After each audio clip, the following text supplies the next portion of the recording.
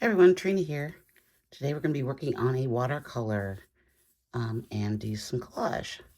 So I've got some water here. I'm just spreading it out. I'm using an 8x10 sheet of Bockingford paper. It's a little less expensive than the Arch.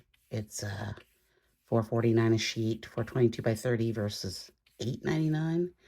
So I thought I would give it a try. I'm gonna lay down some water here. I think today I'm just gonna try painting in with the brush. We're gonna try the brush again. I've got my 10-inch round or 6-inch 6 round number 6 quill brush here. This is a fun brush because it's kind of a mop brush, but it's also, you can make some pretty fine lines with it. So we're gonna start off, I'm gonna load this up with some Payne's Gray. And we're just gonna put some down here at the bottom. I want this to be pretty dark at the bottom. Maybe bring some of this darkness up here. And then I'm going to put in a little bit of the cerulean blue as well. Just in spots through here. We got a pretty decent start here. I'm getting excited. I don't want to overwork it, but I also don't want it to, I want it to be dynamic. And I got some brush hairs. Oh well. Let's flip this up a little bit. Okay, let's spray this a little bit. Let's see if we can get some colors moving.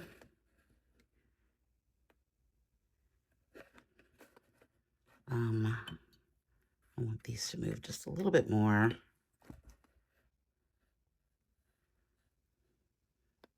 Going with a two-tone sky here today. Kind of see where that's going to lead us.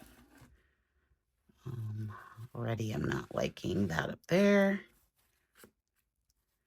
I still got that hair there. I'm just going to dab in a little bit with the towel.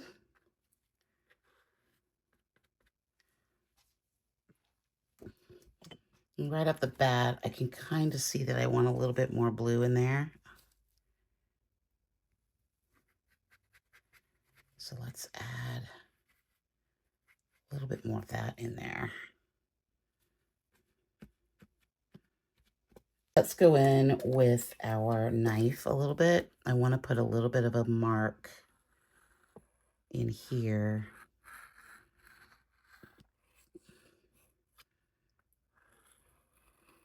This is a good way to add a little bit of texture using the back of your knife. Okay, so let's let this dry and we'll come back and see what we get. Okay, I'm going to come in with a little bit of the liquid umber through here with this brush. And you can see it. Look at that fun little skinny lines we can make with this. It's a really nice brush, and I forget that I have it all the time. I really like that. Kind of want some of that blue to show through. I think I want to bring a little bit more of it down through here, maybe. Just a little bit. I didn't put any resist on here today. I still could, but I think I'm gonna try without. I like the way the sky turned out. I think that turned out really well. It's fun textures going through there, which is always good. Okay, so I've got this piece of med exam paper that I collaged on the other day with the oxide inks and then put a layer of gel medium over top. So I've got this side, which I really like. I like that side, but then I've also got this side that I really like too. So the decision is, do I use this side, which kind of has some lovely things going on? I mean, I like those marks. Or do I do this side, which is a little bit more sketchy? So I've decided to go with the sketchier side. It just kind of spoke to me more. Let's put down a layer of gel medium through here. And then I'm not gonna wet it down because I don't think it needs it. I'm just gonna put down more gel medium through here.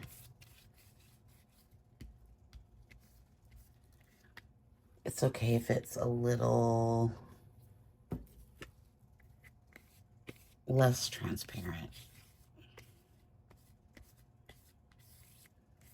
But I like those sketchy marks, those dark blue sketchy marks. I think that was a faded jeans. I think it's just gonna add to the piece. And I also like how much white space we had over here. And then we have some fun things we can do down here. So next thing I wanna do is I wanna add like some more of this Payne's Gray through here. I kind of like what we got going there, but I want it to be a little darker, I think, in spots. I'm being a little careful, because I don't want it to be too much, but I kind of like the way we've got these sort of wavy layers going on. I think that's really neat. And then I've got this little line here that I think I want to paint in just a little bit of the cerulean blue. Just right through there, I think is enough. I want it to be, I like that. I think I am going to come in and put some crayon marks through here. Just because I want this part to be a little textured compared to what we've got going on up there. Let's see what we get. Do we want some up there? Maybe one. I don't know what I'm going to put up there, so let's put that in there. Okay, I've mixed up the Payne's Gray with a little bit of this color called Garbage, which looks nothing like this color. It is a very mustardy yellow, like literally, like, so I kind of wanted to tone it down a little bit, but I like the idea of a green down here, sort of mixing in with what we've got going on. Do I want to bring it all the way over? I'm going to bring it over a little bit because we had some of that fun crayon marks going through there, and maybe just a little bit more through here. Ooh, that's fun. That's really nice. I want to bring it down a little bit though. I'm gonna leave that white. Okay, I've mixed up some Aquapasto with the liquid umber, and I'm gonna bring it through here a bit. I want more in there. I think I want more. I just kind of want to dip down through here. Where is my, get out my shaper, my color shaper here. Oh, actually, this is the Princeton wedge. Let's make it kind of move up that way a little bit so you can kind of get a little bit of see-through there. I think we need more. So we'll put more on.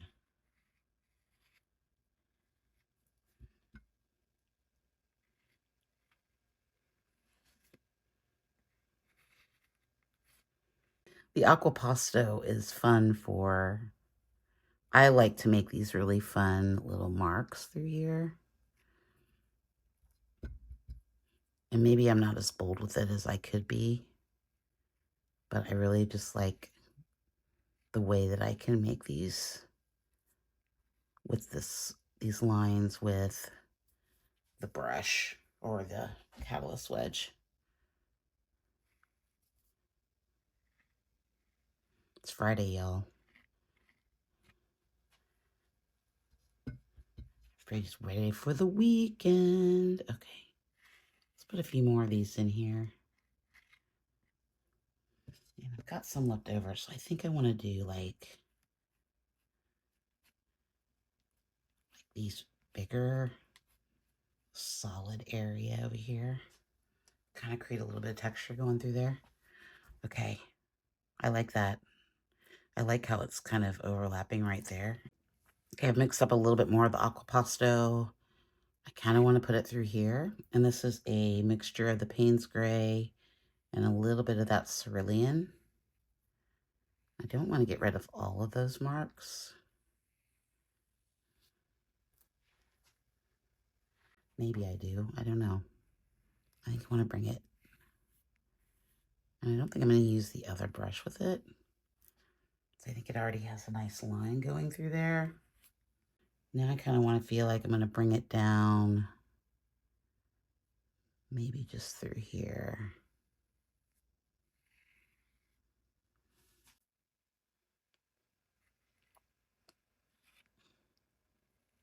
Can scrape away a little bit of that and make a nice line through there. Did the same thing up here.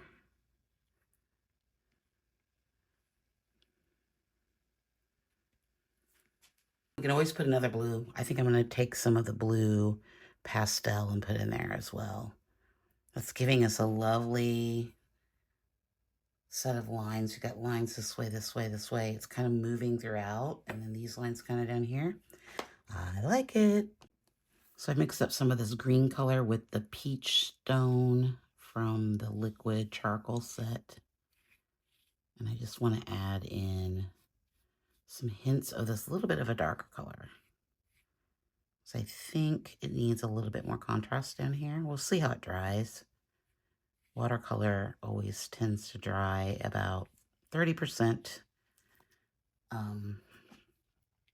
lighter than you would think. Oh, I forgot to put that chalk up there, or that crayon up there. But I don't hate that. I kind of like it. I don't want to cover up all of it, but I think I'm going to come in with a little bit of the sky blue Mungyo.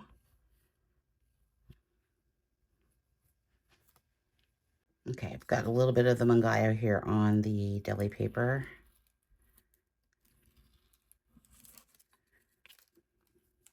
Yeah, I think that works. I don't want too much of it. I want to actually a little solid through there. Just a little subtle line going through there. Okay, I think I'm going to come in with the blue carbon paper because we've got some blue lines working down here. They're going to look a little black, but they're definitely blue. I think I actually want to do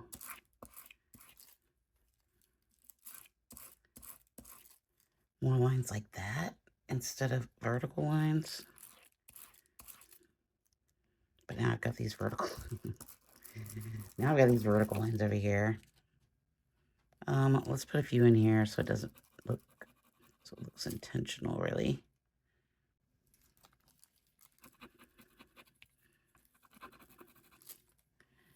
Like that. Let's continue. I want to put some through here. Kind of bring your eye down a little bit over here. And then I think some orange at the top there. And I'll put some Mungyo ochre on the deli paper. Excuse me, deli paper just through here.